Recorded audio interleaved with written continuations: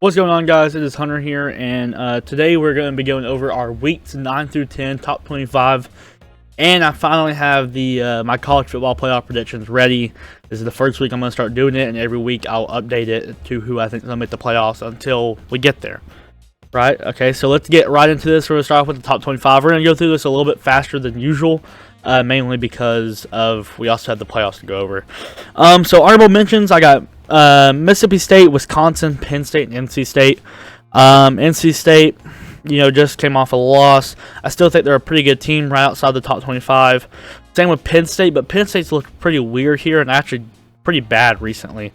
And Wisconsin has a crazy good defense. If they could find any offense, they'd be a really good team.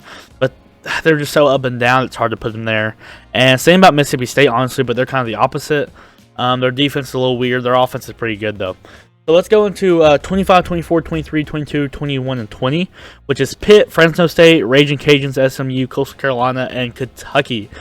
Pitt just came off a loss, which is heartbreaking because they had a really good year going. Just one loss. Still have a great year, but you can kind of probably knock off playoff hopes for Pitt, and now they just need to focus on making that conference championship and winning that. Fresno State is still a group of 5 team that can sneak up there. They're still pretty good. It's going to be really hard for them to make a New Year's Six Bowl, as you got, Cincinnati. If they don't make the playoffs, they'd be right on the outside. Then you got UTSA and teams like that are just doing too good right now. Same for Louisiana. They're about in the same boat as Fresno State. Same for SMU. They just got a loss, which sucks because they look like the best team to play Cincinnati. That's left on Cincinnati's schedule, which is still the case in my opinion, but it's what it is. Coastal Carolina, they took a loss, I think, 2 weeks ago, but they're back in the win column. They're looking fine. Kentucky, they're a weird team because they just got road stomped, but they still have 2 losses. They're going to be tested this week against Tennessee. If they can handle Tennessee, then I think they're reserving them that spot. But if they struggle or even get beat by Tennessee, then I think it's worthy of a drop, and if they get beat, they'll definitely be out of the top 25. Houston at 19. I don't know if they play Cincinnati this year. If not, they'll play them in the championship for sure. They're probably actually Cincinnati's hardest test, as they just beat SMU, which got them that ranked spot. They only have 1 loss as well. Number 18 is Iowa.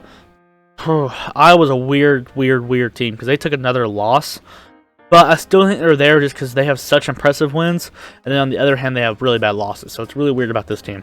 Number 17 is BYU.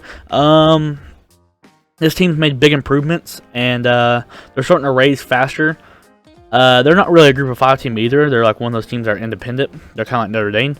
But the good thing about BYU is that this team's better than what they've shown, I have a feeling. And they're starting to look a lot better. 16's Ole Miss. I'm still not too high on Ole Miss. I love their offense. I hate their defense. They're going to get tested this week. A lot of people are sleeping on the game against Liberty. And I think they'll actually get tested in that game a little bit. I don't think they'll lose, but I think they'll get tested. Number 15 is UTSA. They haven't played nobody. It's what it is. They're undefeated. They keep winning. I got to keep moving them up. It's just what it is. Some people are going to call that kind of cap that they're above Ole Miss, but it's how I feel, man. Ole Miss is also coming off a loss, too. So, number 14 is Texas A&M. This team, at the very beginning of the year, looked like they were awful, and now they've figured it out, and they're starting to play good. They got a big game coming up against number 13, Auburn, where I have Auburn ranked higher, but I'm still going to take Texas A&M just because it's at Texas A&M. But I still think Auburn's a good team, and if they lose to Texas A&M, they're not going to drop too far. They'll drop a little bit, but not too far. Same for Texas A&M if they lose to Auburn. Number 12 is Baylor. Baylor only has 1 loss. Everything's in front of them. If Baylor wins out and wins the Big 12, they have a chance to make the playoffs. That's crazy. Baylor's a good football team, with their only loss coming to a number 11, Oklahoma State. And Oklahoma State has 1 loss. Oklahoma State still has everything in front of them as well. That 1 loss does hurt a little bit, but they're still right there. They're in the same boat as Baylor, in my opinion. Number 10 is Michigan. Michigan still has everything in front of them as well. They only have 1 loss. If they win out, they control their destiny in making the playoffs. And that goes for the same with every team from here out. From 12 up is really your playoff teams, in my opinion. So, yeah. Michigan took a loss against Michigan State where they started off really hot. I hate that for them because they were looking really good, but then they fumbled the bag, man. That's what Jim Harbaugh does. Number 9 is Wake Forest, still undefeated. They just smoked Duke. They got to keep it up, though. Their hardest part of their schedule is coming up, and they still got to win the conference championship and stuff. But if they're undefeated, And conference champions, I'd love to see where the committee ranks them in these polls that are about to come out, actually, in the college football playoff rankings. Number 8 is Notre Dame. Number 7 is Oregon. Number 6, Ohio State. Notre Dame is going to win out. They're going to win out. And it's weird because they literally, all they had to do was beat Cincinnati, and this team would be making the playoffs. So unless they get upset, this team's winning out for sure. Number 7 is Oregon. They only got 1 loss, and I would love to see where they end up getting ranked with a 1-loss Pac-12 champion if they win out. That'd be very interesting. Number 6 is Ohio State. This team is looking like the Big Ten favorites, in my opinion, now. I know we have Michigan State at 2, but right now, Ohio State just looks really good and really powerful on offense. And if they can be mediocre on defense, it's really good for them. I got number 5, Alabama. They have 1 loss to Texas A&M, which is honestly starting to look not that bad now. And if the teams in front of them weren't undefeated, they could probably start sneaking up there. But yeah, they're gonna start getting tested here again. So they got Auburn obviously at the end of the year. And they'll have probably, unless they throw the Auburn, an SEC championship game against Georgia. Number 4 is Oklahoma. Oklahoma has looked all right. I still think their best ball is in front of them. Number 3, and the Big 12 is there to lose. Is theirs to lose. Number 3 is Cincinnati. This team has looked good in cases. They could, in my opinion, be the first, as long as they can win out and take care of their business, depending on where they're ranked tonight. They're a team that could win out and win their conference and be the first group of 5 team to make the playoffs, which would be awesome, and I'm rooting for them. Number 2 is Michigan State. Just got a big win against Michigan. They're undefeated. I jumped them up a little bit, but their defense is really good. I cannot wait for Michigan State versus Ohio State. I really can. I think that game's going to be really good. And number 1 is Georgia, the most dominant team in the country. It's not even close. If you think anyone else is number 1, you're wrong. All right, so let's get to my playoff predictions.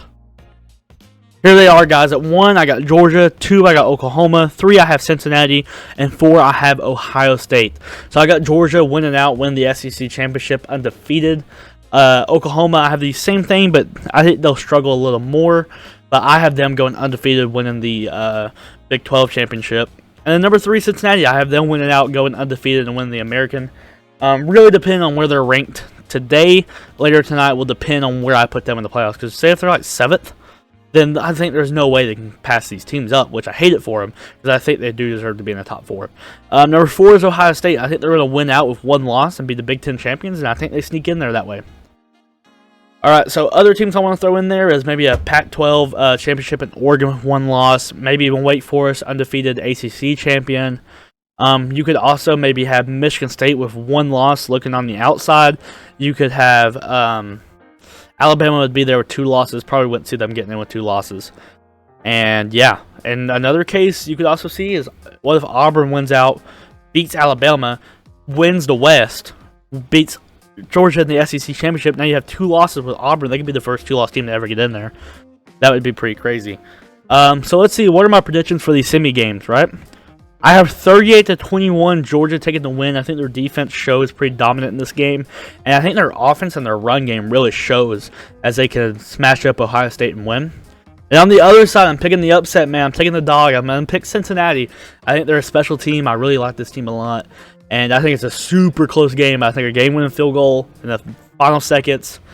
Cincinnati wins and goes to the national championship. So can Cincinnati keep up the magic and beat Georgia, or does Georgia stay in their dominant fashion and win it? I'm going to take Georgia in kind of a dominant fashion. I think it's a low-scoring game as both teams have pretty good defenses. But at the end of the day, I'm going to take Georgia to win. And I hope you guys enjoyed this. If you guys did, make sure you leave a like, comment, subscribe, hit the bell. That way you get notifications every time I upload. Go check out my Instagram, Twitter, and TikTok, all at boogie_sports_. And I appreciate you guys. Thank you for everything you guys do. And I'll see you guys in the next one. Peace.